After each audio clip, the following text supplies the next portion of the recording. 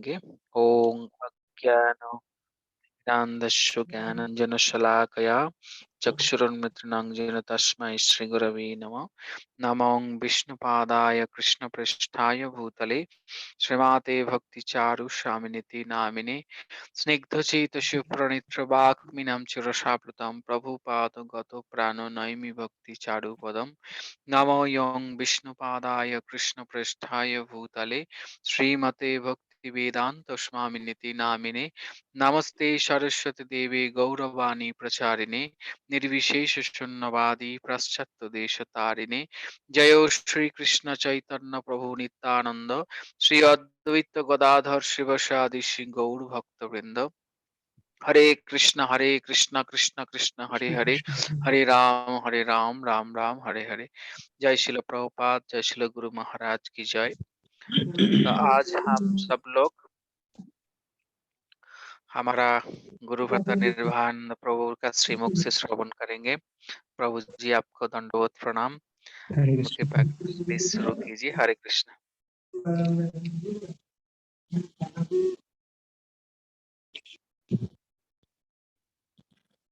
ଶ୍ରୀଲ ପ୍ରଭୁପାଦଙ୍କର ସ୍ୱାସ୍ଥ୍ୟଗତ ସଂକଟ ମଧ୍ୟରେ ବି ତାଙ୍କ ଆନ୍ଦୋଳନ ଅଗ୍ରସର କରି ଚାଲିଥିଲା। ମନ୍ଦିର ପାର୍ଶ୍ୱରେ ଗୁରୁକୁଳ ନିମିତ୍ତ ସେ ଏକ ଅଟ୍ଟାଳିକା ନିର୍ମାଣ କରାଇଥିଲେ ଏବଂ ଏହାର ଉଦ୍ଘାଟନକୁ ସ୍ୱରୂପ ଦାମୋଦର ପ୍ରଭୁଙ୍କ ଦ୍ୱାରା ଆୟୋଜିତ ଓ ଭକ୍ତି ବେଦାନ୍ତ ଅନୁଷ୍ଠାନ ଦ୍ୱାରା ପ୍ରୟୋଜିତ ବିଜ୍ଞାନ ଓ ଧର୍ମ ଉପରେ ଆଧାରିତ ତିନିଦିନିଆ ସମ୍ମିଳନୀ ସହିତ ଏକକାଳୀନ କରାଇବାକୁ ଯୋଜନା କରାଯାଇଥିଲା। ପ୍ରଭୁପାଦ ଦେଖିପାରିଥିଲେ ଯେ ବିଜ୍ଞାନ ନାମରେ ବିଶ୍ୱକୁ ଦିଗ୍ଭ୍ରଷ୍ଟ କରାଯାଉଛି ଓ ଭଗବାନଙ୍କ ଅସ୍ତିତ୍ୱକୁ ଅସ୍ୱୀକାର କରାଯାଉଛି। ଏହି ବିଭ୍ରାନ୍ତିର ମୂଳ ଥିଲା ଏହି ଦାବି ଯେ ଜୀବନ ଜଡ଼ ପଦାର୍ଥର ନିର୍ଦ୍ଦିଷ୍ଟ ରାସାୟନିକ ସଂଯୋଜନାରୁ ହିଁ ଉଦ୍ଭବ ହୋଇଛି ଓ ସେଥିପାଇଁ ସେ ଚାହୁଁଥିଲେ ଏହା ପ୍ରମାଣ କରାଯାଉ ଯେ ଜୀବନ କେବଳ ଜୀବନରୁ ହିଁ ଉଦ୍ଭବ ହୋଇଛି। ସେ ମଧ୍ୟ ଦେଖାଇ ଦେବାକୁ ଚାହୁଁଥିଲେ ଯେ କୃଷ୍ଣ ଚେତନା କୌଣସି ଅନ୍ଧବିଶ୍ୱାସ ନୁହେଁ, ବରଂ ଏକ ବିଜ୍ଞାନ ଯାହାକୁ ବାସ୍ତବତାର ସହିତ ଉପଲବ୍ଧି କରାଯାଇପାରେ ଓ ପ୍ରୟୋଗାତ୍ମକ ଭାବେ ସାବ୍ୟସ୍ତ କରାଯାଇପାରେ। ଏଥିପାଇଁ ହିଁ ସେ ଭକ୍ତି ବେଦାନ୍ତ ଅନୁଷ୍ଠାନ ପ୍ରତିଷ୍ଠା କରିଛନ୍ତି। ସେ ଅନେକ ଜୀବିଷି ଓ ସନ୍ନ୍ୟାସୀମାନଙ୍କୁ ସମ୍ମିଳନୀରେ ପୂର୍ଣ୍ଣ ସହଯୋଗ କରିବା ପାଇଁ କହିଥିଲେ ଓ ଭବାନନ୍ଦ ମହାରାଜଙ୍କୁ ଏହି ଦାୟିତ୍ୱ ଦେଇଥିଲେ ଯେ ସେ ନିଶ୍ଚିନ୍ତ କରିବେ ସମସ୍ତ ଅତିଥିମାନଙ୍କୁ ସର୍ବୋତ୍ତମ ମନୋଯୋଗ ଓ ଆଗ୍ରହର ସହିତ ଆତିଥେୟତା ପ୍ରଦାନ କରାଯିବ। ପ୍ରଥମ ଶ୍ରେଣୀର ରହିବା ବ୍ୟବସ୍ଥା ଓ ଯୋଗାଇ ଦିଆଯିବ ଓ ବିଶେଷ କରି ସର୍ବୋଚ୍ଚ ସ୍ତରର ପ୍ରସାଦ ବ୍ୟବସ୍ଥା କରାଯିବ। 50 ଜଣ ବିଖ୍ୟାତ ବିଦ୍ୱାନ ଓ ବୈଜ୍ଞାନିକମାନଙ୍କୁ ନିମନ୍ତ୍ରଣ କରାଯାଇଥିଲା, ଯେଉଁଥିରେ ୟୁନେସ୍କୋ, ସଂଯୁକ୍ତ ରାଷ୍ଟ୍ରର ଶିକ୍ଷା ବିଷୟକ ବୈଜ୍ଞାନିକ ଓ ସାଂସ୍କୃତିକ ସଂଗଠନର ମୁଖ୍ୟ ଉଦ୍ଘାଟନୀ ଅଭିଭାଷଣ ଦେବାର କାର୍ଯ୍ୟକ୍ରମ ଥିଲା। ଇସ୍କନର ପ୍ରତିନିଧିତ୍ୱ କରୁଥିଲେ ମାଧବ ଦାସ, ଡାକ୍ତର ମାଇକେଲ ମର୍ଚେଣ୍ଟ ଓ ସଦାପୂତ ଦାସ, ଡାକ୍ତର ରିକାର୍ଡ ଥମ୍ପସନ ଓ ସ୍ୱରୂପ ଦାମୋଦର ପ୍ରଭୁ। ତମାଳକୃଷ୍ଣ ମହାରାଜଙ୍କର ପରାମର୍ଶରେ ପ୍ରତ୍ୟେକ ବକ୍ତବ୍ୟ ପରେ ଆମର ଭକ୍ତ ବୈଜ୍ଞାନିକମାନଙ୍କ ମଧ୍ୟରୁ ଜଣେ ତାର ବିଶ୍ଳେଷଣ କରୁଥିଲେ ଓ ତାପରେ ହିଁ ତାହା ଶ୍ରୋତାମାନଙ୍କ ପ୍ରଶ୍ନ ଉତ୍ତର ପାଇଁ ଉନ୍ମୁକ୍ତ କରାଯାଉଥିଲା। ତିନିଦିନିଆ କାର୍ଯ୍ୟକ୍ରମର ଶେଷରେ ଏକ ଖବରଦାତା ସମ୍ମିଳନୀ କରାଯାଇଥିଲା, ଯେଉଁଥିରେ ଦୂରଦୂରାନ୍ତରୁ ଏପରିକି ଦିଲ୍ଲୀରୁ ମଧ୍ୟ ପତ୍ରକାର ଆସିଥିଲେ ଓ ଅଲ୍ ଇଣ୍ଡିଆ ରେଡିଓ ଏହାର ସର୍ବଭାରତୀୟ ପ୍ରସାରଣ କରିଥିଲା।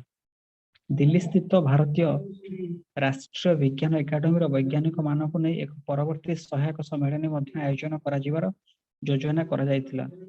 ସେଠାରେ କିଛି ବୈଜ୍ଞାନିକ ଚେତନାର ଗୁଣଧର୍ମ ବିଷୟରେ ଗବେଷଣା ଜାରି ରଖିଥିଲେ ଓ ସେମାନଙ୍କ ଉପଲବ୍ଧିକୁ ଭକ୍ତି ବେଦାନ୍ତ ଅନୁଷ୍ଠାନରେ ବୈଜ୍ଞାନିକମାନଙ୍କ ସହିତ ଆଦାନ ପ୍ରଦାନ କରିବା ପାଇଁ ଆଗ୍ରହୀ ଥିଲେ। ଜାତୀୟ ଦୂରଦର୍ଶନରେ ପ୍ରସାରଣ ପାଇଁ ଜୀବନ ନିର୍ଜୀବ ପଦାର୍ଥରୁ ଉତ୍ପନ୍ନ ହୋଇପାରିବ ନାହିଁ, life can't involve from dead matter ଶୀର୍ଷକ ଏକ କାର୍ଯ୍ୟକ୍ରମ ପ୍ରସ୍ତୁତିର ମଧ୍ୟ ଯୋଜନା ଥିଲା। ଶ୍ରୀଲ ପ୍ରଭୁପାଦ ପ୍ରସ୍ତାବ ଦେଇଥିଲେ ଯେ ଭକ୍ତି ବେଦାନ୍ତ ଅନୁଷ୍ଠାନର ବୈଜ୍ଞାନିକମାନେ ମଧ୍ୟ ନିଜ ବିଚାରଧାରାକୁ ପୁସ୍ତକ ମାଧ୍ୟମରେ ବ୍ୟକ୍ତ କରନ୍ତୁ ଓ ତାଙ୍କର ଏପରି ପ୍ରବଳ ଇଚ୍ଛାକୁ ସମ୍ମାନ ଜଣାଇ ସ୍ୱରୂପ ଦାମୋଦର ପ୍ରଭୁ ତାଙ୍କୁ ନିଶ୍ଚିନ୍ତ କରାଇଲେ ଯେ ସେମାନେ ଏହିଭଳି ସମ୍ମିଳନୀ ବହୁ ଅଧିକ ସଂଖ୍ୟାରେ ଭାରତରେ ଆୟୋଜନ କରାଇବେ ଓ ଥରେ ନିଜକୁ ସଫଳ ଭାବେ ଉପସ୍ଥାପିତ କରିସାରିବା ପରେ ଓ ଅଧିକ ଅନୁଭୂତି ହାସଲ କରିସାରିବା ପରେ ପାଶ୍ଚାତ୍ୟରେ ମଧ୍ୟ ଆୟୋଜନ କରିବେ। ପ୍ରଭୁପାଦ ବ୍ୟକ୍ତିଗତ ଭାବେ ସେ ସମ୍ମିଳନୀରେ ଭାଗ ନେଇପାରି ନଥିଲେ, କିନ୍ତୁ ଏହାର ପରିଣାମରେ ପ୍ରଚୁର ପ୍ରସନ୍ନ ହୋଇଥିଲେ ସେ। से ଏଇଥିପାଇଁ ବିଶେଷ ଆନନ୍ଦିତ ଥିଲେ ଯେ ଭକ୍ତମାନେ ଏତେ ଦକ୍ଷତାର ସହ ଆଧ୍ୟାତ୍ମିକ ସଂସ୍କୃତିର ଶ୍ରେଷ୍ଠତାକୁ ସାବ୍ୟସ୍ତ କରିପାରିଥିଲେ ଓ ଆଧୁନିକ ବିଜ୍ଞାନର ଦୋଷ ତ୍ରୁଟିକୁ ଲୋକଲୋଚନରେ ଉନ୍ମୋଚନ କରାଇ ପାରିଥିଲେ। ସେ ଉଦ୍ଘୋଷଣା କଲେ କୃଷ୍ଣ ଚେତନା ହିଁ ବାସ୍ତବିକ ବିଜ୍ଞାନ, ଶାଶ୍ୱତ ବାସ୍ତବତାର ବିଜ୍ଞାନ। ଥରେ ଅପରାହ୍ନରେ ଶ୍ରୀଲ ପ୍ରଭୁପାଦ ଶଯ୍ୟାରେ ଶୋଇ ରହିଥିଲେ। ତମାଳ କୃଷ୍ଣ ମହାରାଜ ଭିତରକୁ ଆସିଲେ ଓ ମୋତେ ପଚାରିଲେ, ସେ ଶୋଇଛନ୍ତି କି?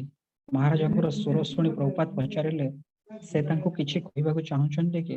ମହାରାଜ କହିଲେ ଯେ ଡାଲମିଆ ଶିଳ୍ପଗୋଷ୍ଠୀ ମୁଖ୍ୟ ଜୟଦଲାଲ ଡାଲମିଆ ନିଜର 3 ବୋହୂ ଓ ନାତି ନାତୁଣୀଙ୍କୁ ଧରି ପ୍ରଭୁପାଦଙ୍କୁ ଦର୍ଶନ କରିବା ପାଇଁ ଆସିଛନ୍ତି, ଯେ ଭାରତର ବିଖ୍ୟାତ ଶିଳ୍ପପତି ମାନଙ୍କ ମଧ୍ୟରୁ ଅନ୍ୟତମ ଥିଲେ। କିନ୍ତୁ ଭଗବାନ ଶ୍ରୀ ଚୈତନ୍ୟଙ୍କର ମଧ୍ୟ ଏକ ବଡ଼ ଉପାସକ ଥିଲେ ଓ ଶ୍ରୀଲ ପ୍ରଭୁପାଦଙ୍କ ପ୍ରତି ତାଙ୍କର ପ୍ରବଳ ପ୍ରଶଂସା ଓ ସମ୍ମାନ ଥିଲା। ସେମାନଙ୍କୁ ଭିତରକୁ ନେଇ ଆସିବା ପାଇଁ ମହାରାଜଙ୍କୁ କହିଲେ ପ୍ରଭୁପାଦ। ଡାଲମିଆ ମହାଶୟଙ୍କ ସହିତ କଥାବାର୍ତ୍ତା ହେଉଥିବା ସମୟରେ ଶ୍ରୀଲ ପ୍ରଭୁପାଦ ସୂଚାଇ ଦେଲେ ଯେ ସେ ଏଇ ନିକଟରେ ଏକ ଗୁରୁକୁଳ ଆରମ୍ଭ କରିଛନ୍ତି ଏବଂ ସେଥିପାଇଁ ଏକ ନୂଆ ଅଟ୍ଟାଳିକା ମଧ୍ୟ କରିଛନ୍ତି। ଆଧ୍ୟାତ୍ମିକ ଶିକ୍ଷାର ଗୁରୁତ୍ୱ ଓ ସାରା ବିଶ୍ୱ କିପରି ଏହାର ଅଭାବରୁ ଅଧପତିତ ହେଉଛି ସେ ବିଷୟରେ କହିବାକୁ ଲାଗିଲେ। ସେ ଏବେ ପ୍ରସ୍ତାବ ଦେଲେ ଯେ ଡାଲମିଆ ମହାଶୟ ତାଙ୍କ ନାତି ନାତୁଣୀଙ୍କୁ ଆମ ଗୁରୁକୁଳକୁ ପଠାନ୍ତୁ। ପ୍ରଭୁପାଦ ଆହୁରି କହିଲେ, ଆଧୁନିକ ଶିକ୍ଷା ବ୍ୟକ୍ତିକୁ କେବଳ ଶିକ୍ଷା ଦେଉଛି ଏକ ଶୂଦ୍ର, ଏକ ଶ୍ରମିକ କିପରି ହୋଇହେବ। ସମ୍ପୂର୍ଣ୍ଣ ଶିକ୍ଷା ବ୍ୟବସ୍ଥାର ଉଦ୍ଦେଶ୍ୟ ହୋଇଯାଇଛି କେବଳ ଏକ ଚାକିରି ପାଇବା। କିନ୍ତୁ ଆପଣଙ୍କର ପିଲାମାନଙ୍କୁ ତ ଚାକିରି ଖୋଜିବାର ନାହିଁ, ବରଂ ସେମାନେ ଅନେକକୁ ନିଯୁକ୍ତି ପ୍ରଦାନ କରିବେ। ଆପଣଙ୍କର ନାତି ନାତୁଣୀମାନେ ସମାଜର ଅଧିନାୟକ ହେବା ଉଚିତ ଓ ଆଦର୍ଶ ଅଧିନାୟକ ହେବା ପାଇଁ ସେମାନଙ୍କୁ ଜାଣିବାକୁ ପଡ଼ିବ କିପରି ନେତୃତ୍ୱ ନେବେ ଓ କେଉଁ ଲକ୍ଷ୍ୟରେ ନେତୃତ୍ୱ ନେବେ। ସେଥିପାଇଁ ସେମାନଙ୍କର ଆଧ୍ୟାତ୍ମିକ ଜ୍ଞାନ ଦରକାର। ସେମାନଙ୍କୁ ଜାଣିବାର ଅଛି ଯେ ଜୀବନର ଶାଶ୍ୱତ ଅଭିପ୍ରାୟ ହେଉଛି ଏହି ଭୌତିକ ପ୍ରକୃତିର ଯନ୍ତ୍ରଣାମୟ ଅବସ୍ଥାରୁ ମୁକ୍ତ ହେବା ଓ ଆଧ୍ୟାତ୍ମିକ ଆନନ୍ଦମୟ ବାସ୍ତବତାକୁ ଫେରିଯିବା। ଡାଲମିଆ ମହାଶୟ ଚଟାଣରେ ବସି ନମ୍ରତାର ସହିତ ଶୁଣିଲେ, ସ୍ୱୀକୃତି ଓ ପ୍ରଶଂସାର ସହିତ ମୁଣ୍ଡ ହଲାଇ। ଅନେକ ବର୍ଷ ପରେ ତାଙ୍କର ଜଣେ ପୁତ୍ର ଅଜୟ ହରି ଡାଲମିଆ ମୋତେ କହିଥିଲେ ଯେ ଶ୍ରୀଲ ପ୍ରଭୁପାଦଙ୍କ ସହିତ ତାଙ୍କ ବାପା ଦେଖା ହେବା ପରେ ଦିଲ୍ଲୀ ଫେରି ଆସିଥିଲେ ଏବଂ ପ୍ରଭୁପାଦ ଯାହା କହିଥିଲେ ସେ ବିଷୟରେ ନିଜ ପୁତ୍ରମାନଙ୍କୁ ଜଣାଇଥିଲେ ଓ ସେମାନଙ୍କୁ ନିଜର ପୁତ୍ରମାନଙ୍କୁ ବୃନ୍ଦାବନରେ ଥିବା ଭକ୍ତିବେଦାନ୍ତ ଗୁରୁକୁଳକୁ ପଠାଇବା ପାଇଁ କହିଥିଲେ। ନିଜ ବାପାଙ୍କ ଆଦେଶ ପାଇଲା ପରେ ଅଜୟ ହରି ବାବୁ ନିଜର ଏକମାତ୍ର ପୁତ୍ର ଅଭିଷେକକୁ ପଠାଇବା ପାଇଁ ପୁରା ପ୍ରସ୍ତୁତି ସାରି ଦେଇଥିଲେ, କିନ୍ତୁ ପରେ ସେ ନିଜର ନିଷ୍ପତ୍ତି ବଦଳାଇ ଦେଇଥିଲେ। ଶ୍ରୀଲ ପ୍ରଭୁପାଦଙ୍କର ନିଜର 3 ପୁତ୍ର ଥିଲେ, ପ୍ରୟାଗ, ମଥୁରା ଓ ବୃନ୍ଦାବନ। ପ୍ରୟାଗର ବିଷୟରେ କେହି ବି ଜାଣିନାହିଁ, କୁଆଡ଼େ ଚାଲି ଯାଇଥିଲେ ସେ। ମଥୁରା କେବେ ବି ତାଙ୍କ ବାପାଙ୍କ ଦେଖିବା ପାଇଁ ଆସିନଥିଲେ, କିନ୍ତୁ ବୃନ୍ଦାବନ ପ୍ରାୟତଃ ସମୟରେ ଆସନ୍ତି ଓ ପ୍ରଭୁପାଦଙ୍କର ତାଙ୍କ ପ୍ରତି ପ୍ରଚୁର ସ୍ନେହ ରହିଥିଲା। ଥରେ ସେ ପ୍ରଭୁପାଦଙ୍କୁ ଦର୍ଶନ କରିବା ପାଇଁ ଆସିଥିବା ସମୟରେ ନିଜର ବ୍ୟବସାୟ ପାଇଁ କିଛି ଆର୍ଥିକ ସାହାଯ୍ୟ ମାଗିଥିଲେ। ପ୍ରଭୁପାଦ ପ୍ରଥମେ ରାଜି ହୋଇଯାଇଥିଲେ ଓ ତମାଳ କୃଷ୍ଣ ମହାରାଜଙ୍କୁ କହିଥିଲେ ତାଙ୍କୁ 1 ଲକ୍ଷ ଟଙ୍କା ଦେବା ପାଇଁ। କିନ୍ତୁ ତା ପରଦିନ ଯେତେବେଳେ ବୃନ୍ଦାବନ ପ୍ରଭୁ ଆସିଥିଲେ, ପ୍ରଭୁପାଦ ତାଙ୍କୁ କହିଲେ ଯେ ସେ ଏକକାଳୀନ ଟଙ୍କା ଦେବା ପରିବର୍ତ୍ତେ ତାଙ୍କୁ ମାସିକିଆ ଭତ୍ତା ଦେବା ପାଇଁ ନିଷ୍ପତ୍ତି ନେଇଛନ୍ତି। ଜଣେ ଯଦି ଉତ୍ସର୍ଗୀକୃତ ନୁହେଁ, ଅତ୍ୟନ୍ତ କଠିନ ପରିଶ୍ରମୀ ନୁହେଁ, ସେ କେବେ ବି ସଫଳ ହୋଇପାରିବ ନାହିଁ। ପ୍ରଭୁପାଦ ନିଜ ପୁତ୍ରଙ୍କୁ ଉପଦେଶ ଦେଇଥିଲେ।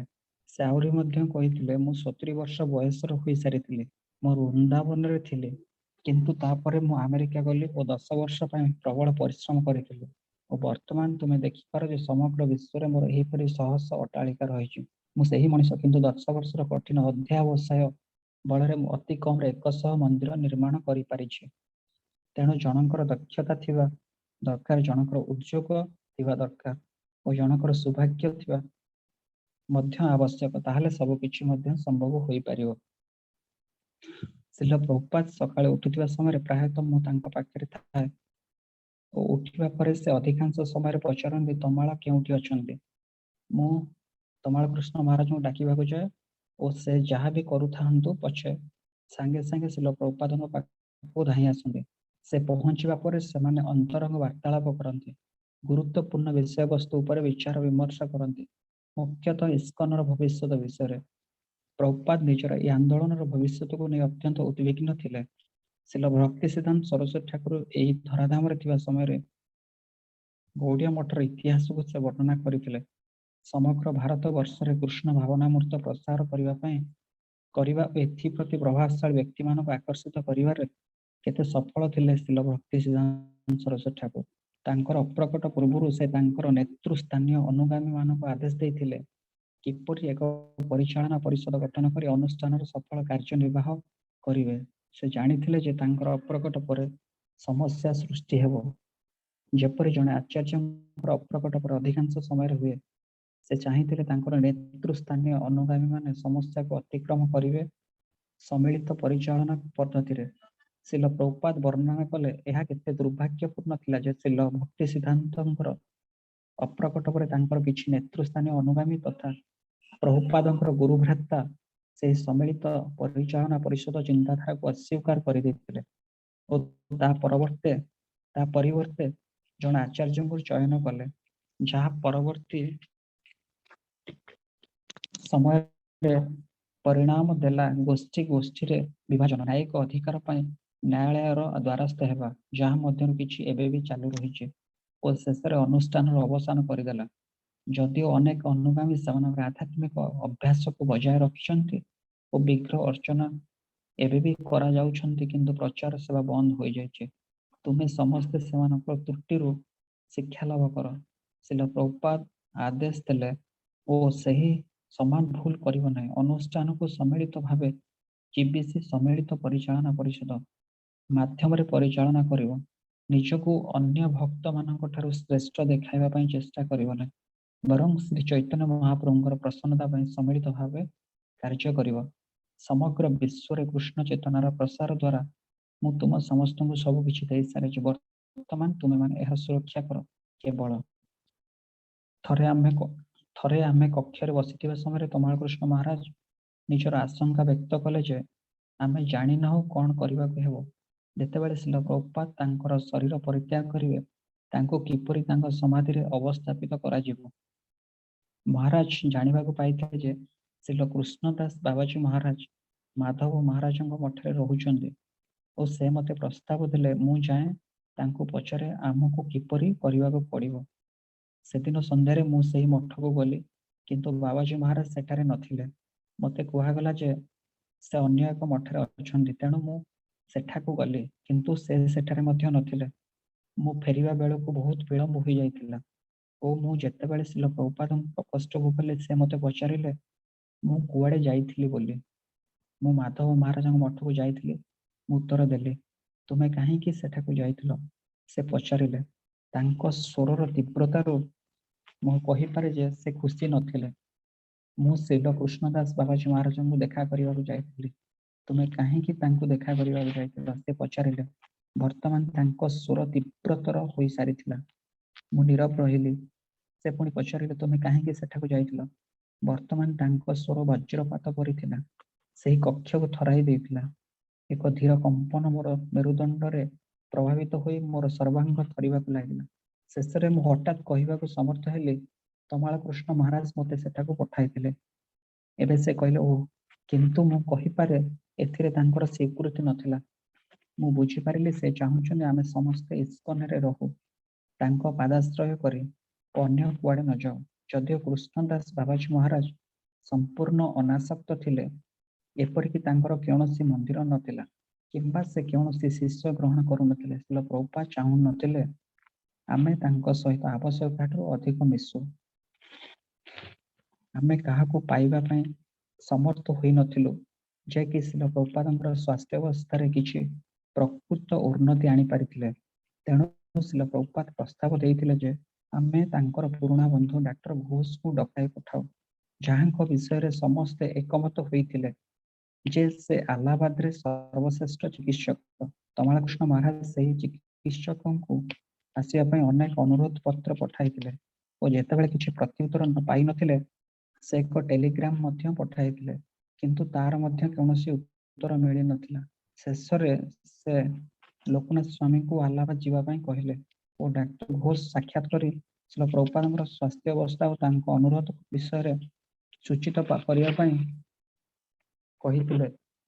ଆଲାହାବାଦରେ ଲୋକନାଥ ସ୍ୱାମୀ ମହାରାଜ ଜାଣିବାକୁ ପାଇଲେ ଯେ ଡାକ୍ତର ଘୋଷ ଦାର୍ଜିଲିଂ ଯାଇଛନ୍ତି, ଯେଉଁଠି ତାଙ୍କର ନାତୁଣୀ ଏକ ଖ୍ରୀଷ୍ଟିଆନ ମିଶନାରୀ ବିଦ୍ୟାଳୟରେ ପଢୁଛନ୍ତି। ସେହି ସୂଚନାକୁ ଆଧାର କରି ସେ ଦାର୍ଜିଲିଂ ଗଲେ ଓ ଶେଷରେ ଡାକ୍ତର ଘୋଷଙ୍କୁ ପାଇଲେ। ଡାକ୍ତର ଘୋଷ ସାଙ୍ଗେ ସାଙ୍ଗେ ବୃନ୍ଦାବନ ଆସିବା ପାଇଁ ରାଜି ହୋଇଗଲେ। ସେ ଦିନମାନଙ୍କରେ ଭାରତର ଗମନାଗମନ ସୁବିଧାର ବହୁତ ଅଭାବ ଥିଲା। ବିମାନ ବନ୍ଦର ସଂଖ୍ୟା ଥିଲା ଅତ୍ୟନ୍ତ ନଗଣ୍ୟ ଓ ବିମାନ ଉଡ଼ାଣ ସେବା ମଧ୍ୟ ଅନିୟମିତ। ଟ୍ରେନ ଗୁଡ଼ିକ ସବୁବେଳେ ସ୍ଥାନାଧିକ ମାତ୍ରାରେ ସଂରକ୍ଷିତ ହେଉଥିଲା। ଅଳ୍ପ ସମୟ ମଧ୍ୟରେ ସ୍ଥାନ ସଂରକ୍ଷଣ କରିବା ପ୍ରାୟ ଏକ ଅସମ୍ଭବ ବ୍ୟାପାର ଥିଲା। ଯାତ୍ରୀବାହୀ ବସ୍ ସୁବିଧା ଥିଲା, କିନ୍ତୁ ଉପଯୁକ୍ତ ବସ୍ ବସିବା ସିଟ୍ର ଅଭାବ ଓ ରାସ୍ତାଗୁଡ଼ିକ ଖାଲଢିପର ପରିପୂର୍ଣ୍ଣ ଥିବା ଯୋଗୁଁ ବସ୍ ଯାତ୍ରା ଅତ୍ୟନ୍ତ ଯନ୍ତ୍ରଣାଦାୟକ ଥିଲା। ଲୋକନାଥ ମହାରାଜ ଯାତାୟାତର ଏକମାତ୍ର ବ୍ୟବସ୍ଥା କରିପାରିଥିଲେ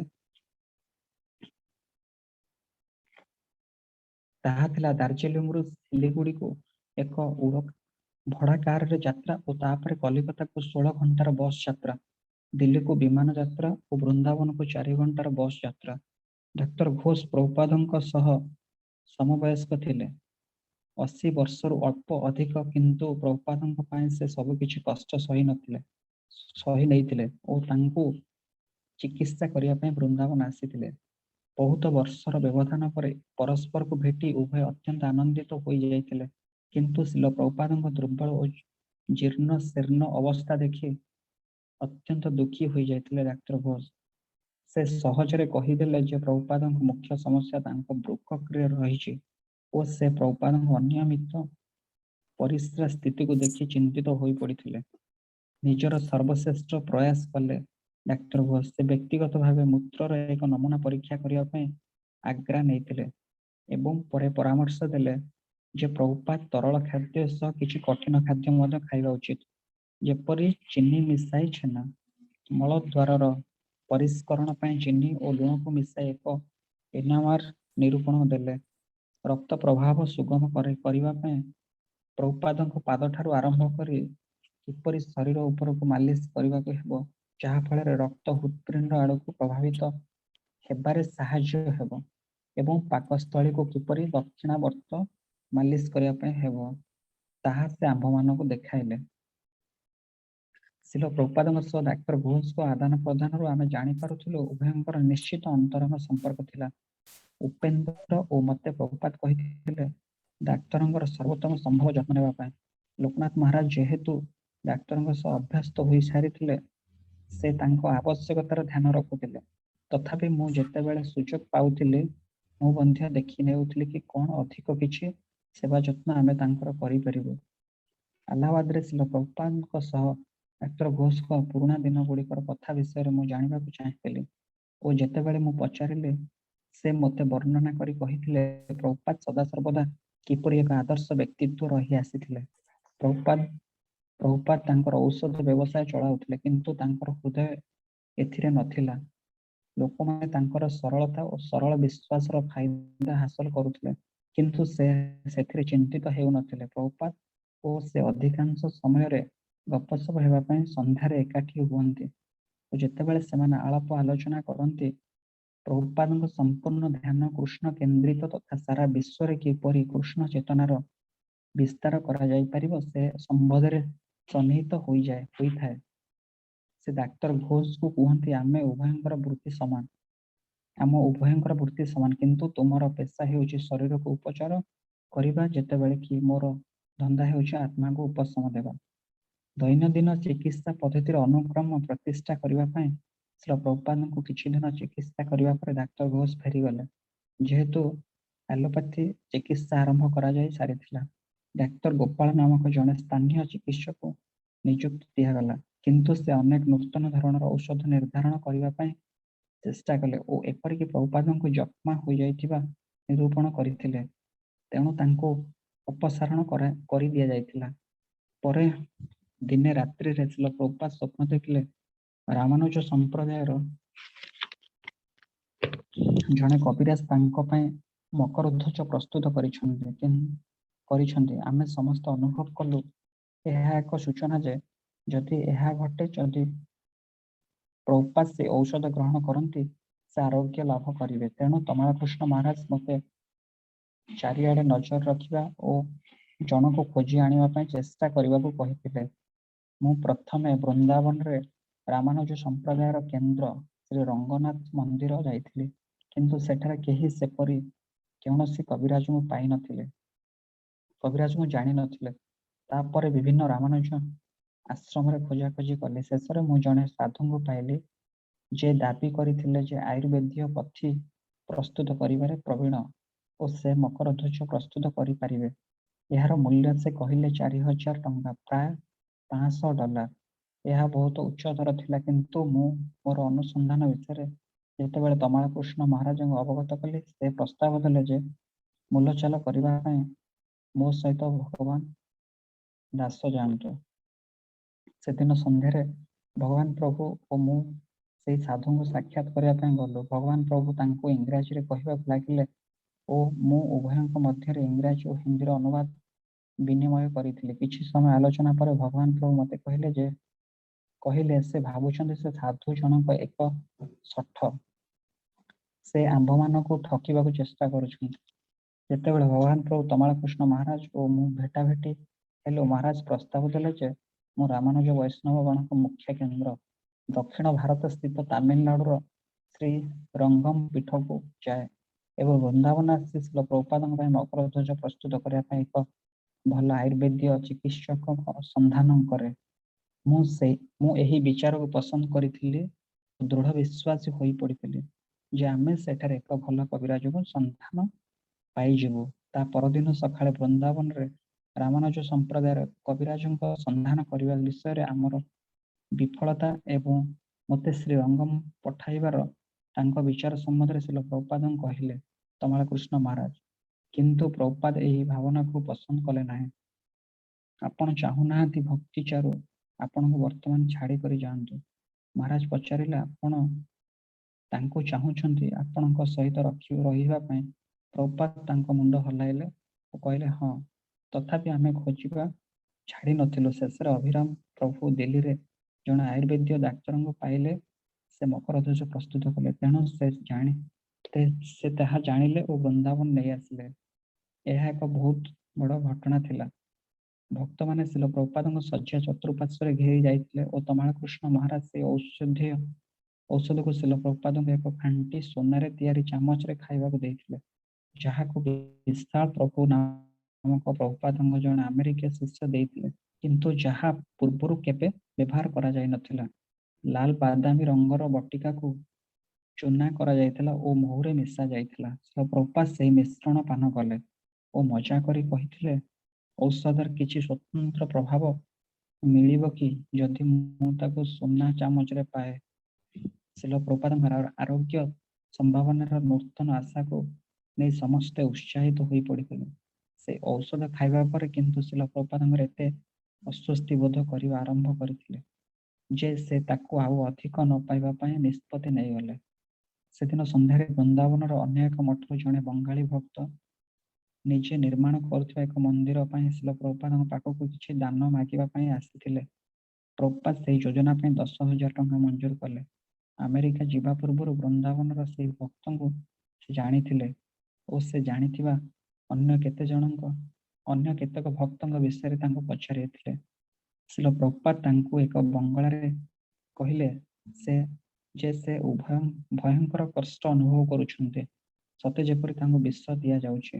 ଯଦିଓ ଚାରିପଟେ ଅନେକ ଭକ୍ତ ଠିଆ ହୋଇଥିଲେ, ମୁଁ ହିଁ କେବଳ ସେହି ବାର୍ତ୍ତାଳାପକୁ ବୁଝିପାରିଥିଲି। ପ୍ରଭୁପାଦ ଯାହା କହିଥିଲେ ତାହା ଶୁଣି ମୁଁ ଦୁଃଖାଭିଭୂତ ହୋଇଗଲି ଓ ତମାଳକୃଷ୍ଣ ମହାରାଜଙ୍କୁ ତାହା କହିଲି, ଯିଏକି ମୋ ପରି ଦୁଃଖ ଅନୁଭବ କରିଥିଲେ। ସେହି ବଙ୍ଗାଳୀ ଭକ୍ତ ଚାଲିଯିବା ପରେ ଭକ୍ତମାନେ ଏକାଠି ହେଲେ ଓ ପ୍ରଭୁପାଦ ଯାହା କହିଥିଲେ ତାହା ସେମାନଙ୍କୁ ମୁଁ ବିସ୍ତୃତ ଭାବେ କହିଲି। ଅନେକ ବରିଷ୍ଠ ଭକ୍ତଙ୍କ ସହ ତମାଳକୃଷ୍ଣ ମହାରାଜ ସିଧା ଶ୍ରୀଲ ପ୍ରଭୁପାଦଙ୍କ ପାଖକୁ ଗଲେ ଓ ପଚାରିଲେ, ଶ୍ରୀଲ ପ୍ରଭୁପାଦ, ଆପଣ ଭାବୁଛନ୍ତି କି ଆପଣଙ୍କୁ ବିଷ ଦିଆଯାଉଛି?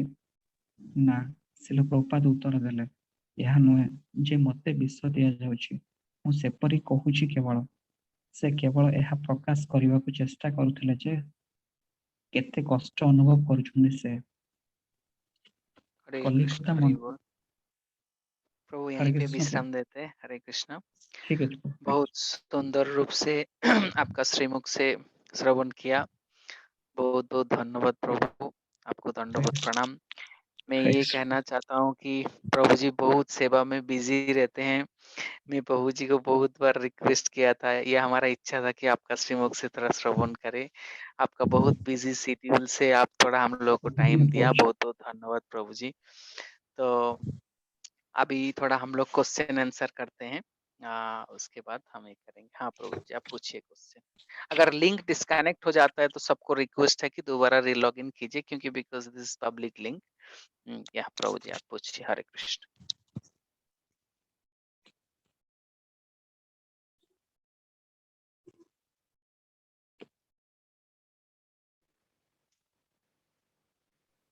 ୟୁନେସ୍କୋର ଉଦ୍ଘାଟନ ଉତ୍ସବରେ କେତେ ଜଣ ବିଦ୍ୱାନ ଓ ବୈଜ୍ଞାନିକଙ୍କୁ ନିମନ୍ତ୍ରଣ କରାଯାଇଥିଲା?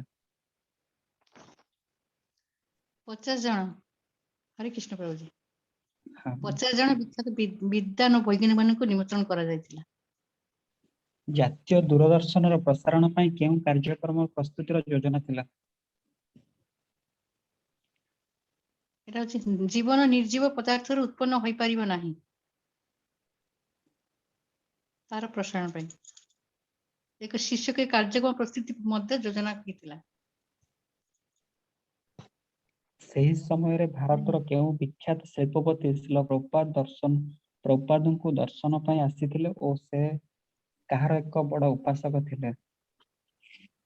ସେ ହଉଛନ୍ତି ଶିଳ୍ପ ଗୋଷ୍ଠୀ ମୁଖ୍ୟ ଜୟଦୟାଲ ଡାଲମିଆ। ସେ ଚୈତନ୍ୟ ମହାପ୍ରଭୁଙ୍କର ଉପାସକ ଥିଲେ। ଶ୍ରୀଲ ପ୍ରଭୁପାଦଙ୍କର କେତେ ଜଣ ପୁତ୍ର ଥିଲେ ଓ ତାଙ୍କର କେଉଁ ପୁତ୍ର ତାଙ୍କୁ ଅଧିକାଂଶ ସମୟରେ ଦେଖିବାକୁ ଆସୁଥିଲେ? 3 ଜଣ ପୁତ୍ର ଥିଲା। ବୃନ୍ଦାବନ ପ୍ରଭୁ ଆସିଥିଲେ ମଝିରେ ମଝିରେ। ହରେ କୃଷ୍ଣ। ପ୍ରଭୁଜୀ ମୁଁ ଏତିକି क्वेश्चन प्रिपेयर करथिली। हरि बोल। प्रभु जी अगर 3 मिनट समय है, हम लोग जानते हैं कि ये ओशन ऑफ मर्सी जब उड़िया में मतलब डबिंग हुआ था, तो आपने काफी सारा उसमें सेवा किया। तो आप कुछ अगर हम लोगों को शेयर करना चाहते हैं 1-2 मिनट के लिए ऐसा कुछ आपका अनुभूति कैसे, मतलब आप लोग कैसे करते थे वो लोग, हम तो पढ़ रहे हैं बट हमको पता नहीं है कि आप लोग कैसे बनाया। तो अगर प्रभु जी की पकड़ के कुछ शेयर करेंगे। प्रभुजी मोर तो किसी अवदान नहीं, सब सुरेशन प्रभुंकर शेषाई प्रभुंकर। सुरेशन प्रभु बहुत कष्ट करिसेंते वही ट्रांसलेट करिया पे। हाँ प्रभु जी। हाँ से बहुत कष्ट करिसेंते, तापर मु खाली प्रभु टाइप करिचे वही की आ जस्ट खाली एडिटिंग करिचे। टाइप कला समय तो माने बहुत भूल भाल करिए सुरेशन प्रभु माने वही माने मु बहुत नेग्लेक्ट करिचे माने टाइप करिवारे। सुरेशन प्रभु किंतु छाड़न्ति मो पीछा से कहते आज रात बसिक बही कम करवा राति अनिद्रा बोल। कर काम कर राति सारा हरि बोल। बसैकी से कहते ना कम सार जेहेतु बहुत एग्जांपल दियंती प्रभु भक्ति स्वरूप रामदास स्वामी महाराज सेमती केते बही करथिले कि महाराज अप्रकट हो गले बही माने उद्घाटन हो पारानी। से सदाबले गोटे कथा कहते निर्वानंद प्रभु आम बही टाइप करवा जेमती कि महाराज प्रेजेंस रे बहीटा को उन्मोचन करवा आ जहाँकि सफल हो पारा प्रभु से उन्मोचन हो हरि पारा। बोल। आज जो हरि बोल। सुरेशन प्रभु को न लगी था वही भी हो पारि न था माने मो हाँ, जानवर। हमें तो सिर्फ प्रभु श्रीमुख श्रवण करेंगे। अभी तो बाकी है, इसीलिए हम आपको पूछ रहे हैं। ओके प्रभु जी, हरि बोल। आप बहुत सेवा किया, आप लोगों को कृपा से हमको श्रवण करने का ये हो रहा है। हरे कृष्णा।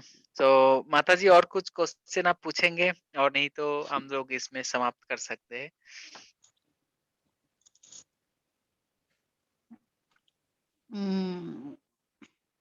प्रभुपाद एक ठीक है। क्वेश्चन मेरे को यहाँ दिख रहा है। प्रभुपाद कभी कभी सुबह उठकर किसको ढूंढते थे, कौन सा महाराज को ढूंढते थे? तमल कृष्ण महाराज। हाँ, हरि बोल।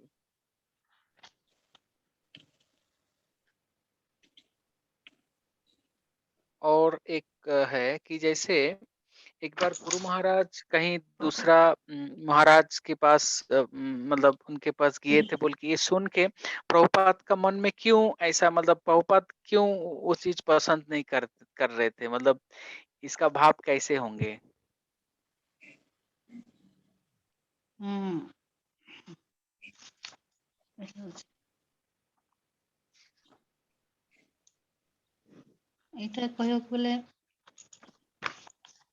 माने ମାନେ से ସେ लास्ट ଚାହୁ लाइन ହଁ है प्रभुपाद लिखे ना कि ହୁଁ प्रभुपाद मतलब ये नहीं चाहते थे कि प्रयोजन से ज्यादा हम किसी और का संग करें, मतलब ये था उनका व्यू। ମାନେ ପ୍ରଭୁପାଦ ସବୁ କିଛି ଆମକୁ ଦେଇଛନ୍ତି ନା ଆମକୁ ବାହାରେ ଯିବା ଦରକାର ନାହିଁ ଆବଶ୍ୟକତାରୁ ଆମେ ତାଙ୍କ ଅଧିକ ସାଙ୍ଗ କରିବା ଦରକାର ନାହିଁ ଆମକୁ ସେଥିଲାଗି हाँ, अच्छा, डॉक्टर घोष को कौन लेके आया था दार्जिलिंग से वृंदावन? ଲୋକନାଥ ଏଇଟା ସ୍ୱାମୀ ହଉଛି लोकनाथ ହଁ हमारा ଲୋକେଶ ମହାରାଜ हाँ, माता जी आप पूछिए एक दो क्वेश्चन, हम ट्राई करेंगे। ପ୍ରମୋଦାନନ୍ଦ ପ୍ରଭୁ ଅଛନ୍ତି ସେ ବି ପଚାରି ପାରନ୍ତି हाँ प्रभु पचारिए थोड़ा। ଏଇ ଯୋଉ ମକରଧ୍ୱଜ ଯୋଉମାନେ ମକରଧ୍ୱଜ ଆଣିବା ପାଇଁ ସେମାନେ ତାର ମାନେ ଖୋଜିବା ଛାଡି ନଥିଲେ କିନ୍ତୁ ଶେଷରେ ସେ ମକରଧ୍ୱଜ କିଏ ଆଣିଥିଲେ ଦିଲ୍ଲୀର ସେ ଭକ୍ତ ତାଙ୍କ ନାଁ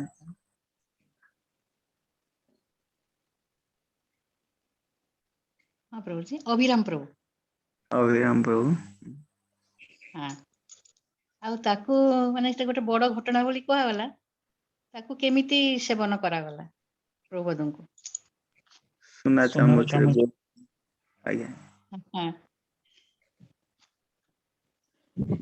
ଆଉ ସେ ସୁନା ପ୍ରଭୁପାଦ ଚାମଚ ଟା କିଏ ଦେଇଥିଲେ ଆଜ୍ଞା ପ୍ରଭୁପାଦ ସେଠି କହିଥିଲେ ମତେ ଗୋଟେ ମନ୍ତବ୍ୟ ଦେଇଥିଲେ ହଁ ଏ ମେଡିସିନ ତୁମେ ଯୋଉଥିରେ ଖାଉଛ ଖାଅ, ବଟ୍ ସେଇଟା ହଉଛି ମେଡିସିନ ବୋଲି ଗୋଟେ ରିମାର୍କ ସେଠି ଦେଇଥିଲେ।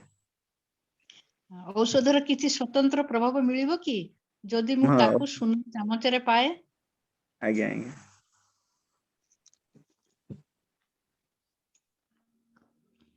ଏଇଟା ପାଇଲା ପରେ ପ୍ରଭୁପାଦଙ୍କ କେମିତି ପ୍ରଭୁପାଦ କଣ ଅନୁଭବ କରିଥିଲେ ସେ ମକରଧ୍ୱଜ ପାଇଲା ପରେ ପ୍ରଭୁପାଦଙ୍କୁ ଭଲ ଲାଗିନଥିଲା, ପ୍ରଭୁପାଦ ତାକୁ ବନ୍ଦ କରିଦେଇଥିଲେ। ହଁ କଷ୍ଟ ଅନୁଭବ କରିଥିଲେ ତାଙ୍କୁ ଯେମିତି ସତେ ଯେମିତି ତାଙ୍କୁ ବିଷ ଦିଆଯାଇଛି ସେ ପ୍ରଭୁପାଦ ସେଇଆ କହିଥିଲେ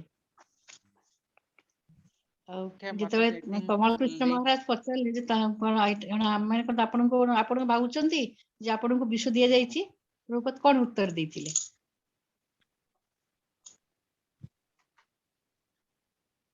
नहीं ऐसा नहीं है बोल के, मतलब ହଁ କେବଳ ଏଇଟା ତାଙ୍କୁ वो ମାନେ ତାଙ୍କୁ କଷ୍ଟ ହଉଛି ସେଇଟା ଅନୁଭବ ସେ କରୁଛନ୍ତି ସେ ବିଷ ଦେଲା ହୁଁ ଭଳିଆ ସେ ଭାବୁନାହାନ୍ତି କି ବିଷ ଦିଆ ହେଇଛି ବୋଲି ହରି ବୋଲ ପ୍ରଭୁ हरे ହରେ କୃଷ୍ण ଆଜି ଏତିକି ठीक है, हम यहीं पर समाप्त करते हैं। हम्म, वंशा कल्पतरुभ्यश्च कृपा सिंधुभ्यैव च पतितानां पावनेभ्यो वैष्णवेभ्यो